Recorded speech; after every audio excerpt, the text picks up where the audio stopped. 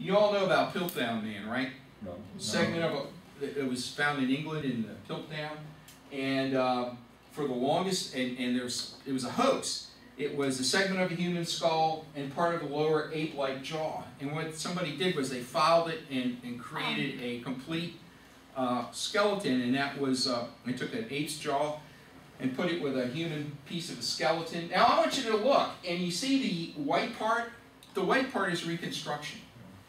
Okay, I want you to look at this. The white part is reconstruction. So how much imagination, remember Just So Stories? How much imagination do you think was in this? Wow. But the parts were found in Piltdown, England, back in the early 1900s, and you see what it is. That's all there is. And the claim was 500,000-year-old intermediate link, and it was New York Times said it was Darwin has proved true. It's been featured in textbooks, encyclopedia up until quite recently, and in fact, the scientists discovered a study finally in '53. They really did an excellent study on the bones, and they found out it's a fraud, and the bones are 600 years old.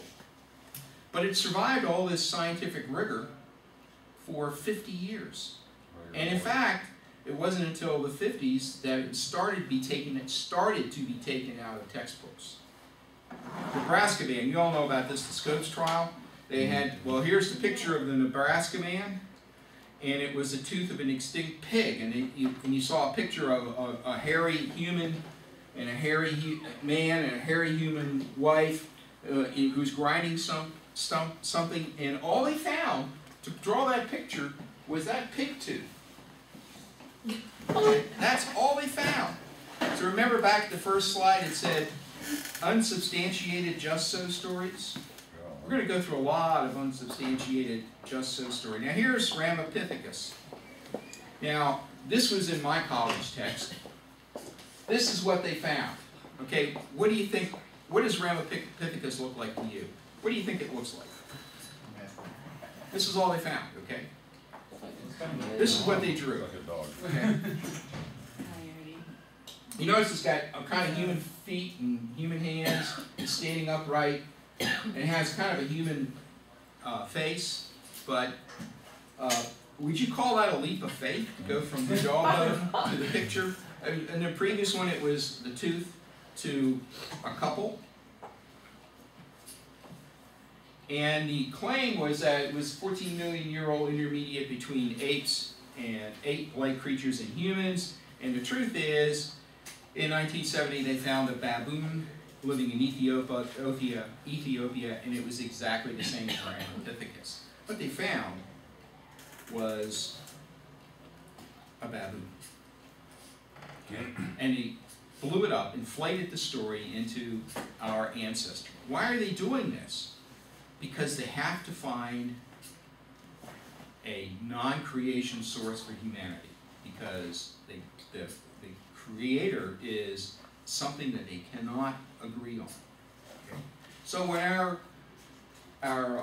when we say that we are folks accept evolution into Christianity, they're accepting these things into their theology. And this is just bald-faced fairy tale lies. So Java Man was two different creatures. Piltdown Man was a hoax. Nebraska Man was a pig. Ramapithecus, which is probably, until recently, was in all our textbooks, is an ape that was found.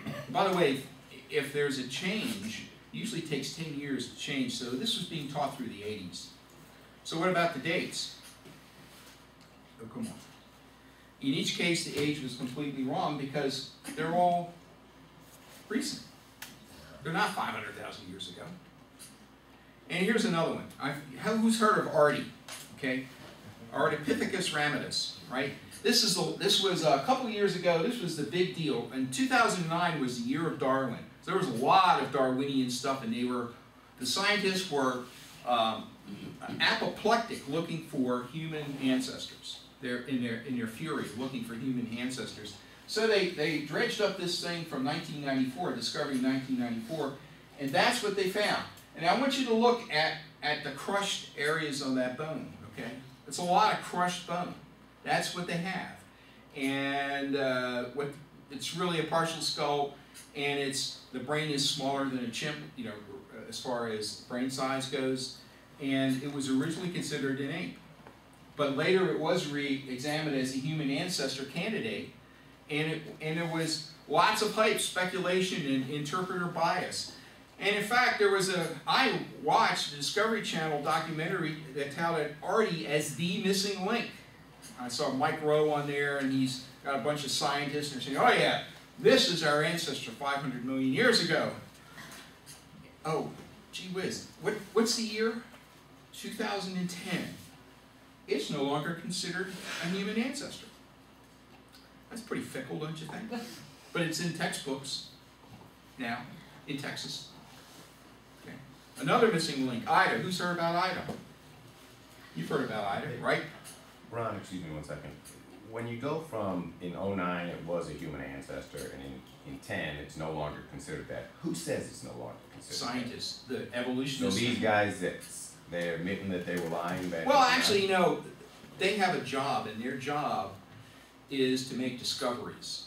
And when they make discoveries, they get promotions, they get money, they get prizes, they get awards, they write books, they get royalties from books. This is all very important. And so if you took all the human remains, these intermediates, and you pushed our tables together, all the tables in this room, you could dump them on the tops of these tables. That's how much there is in all the world. Okay? There are lots of copies, but that's all there is. So you have a pile of bones that would fit on these 6 tables, and scientists are scrabbling, evolutionists are scrabbling among these remnants of humans, trying to create a story. The only one where there's more is in Neanderthal, and it turns out there's a whole different story there, because there's a number of Neanderthal skeletons, but we're talking about these intermediates. There's one, this is one fossil, okay? And it was Darwinius maselli, and it was Mansilla, Germany. It was found in a pit. And Sir David Attenborough said, this little creature is going to show us our connection with the rest of all mammals. The link is no longer missing. And the only thing that they have is that they think, the word think, you can't really tell, but they think instead of a claw on the front feet, there's what looks like a toenail. Nail. That's the difference. Okay? Huh. That's a lot of height over a lemur, right? With a nail instead of a claw. And there was a massive, last year, if you remember, it was a massive worldwide hype. Mayor Bloomberg unveiled this copy of this specimen. It was going to go into the Natural History Museum in New York. Did it in Rockefeller Square. There were books and documentaries on television about it. There was a documentary, I think, on CBS about it. And this was all in preparation for the year of Darwin. And in March 2010, in the Journal of Human Evolution, and also in the proceedings of the National Academy of Sciences, many lines of evidence indicate that Darwinus, that thing, Ida, has nothing at all to do with human evolution. Is that pretty interesting, right? It was, for 2 years, it was hyped as this is it. This is the touchstone of our of truth. And it turns out, once the books were sold, once the people got their promotions, once they got their PhDs, yep. So they don't make them give all the money back, do they? Oh no. So they just go or on the to next story. PhDs. And the retractions are never as Have you heard a retraction about this? Have you heard this broadcast? No. Or Mayor Bloomberg. Or more? Well, it could be written somewhere. It's usually a. Oh, it is. It's right there. Yeah, The but it's Journal not of that Human common. Evolution. And who do you think wrote that? Human evolutionists. Okay, peer reviewed. So they say nothing to do. But if you listen to our children heard about this, Ida is in their textbooks. Okay, it's no longer considered a human ancestor.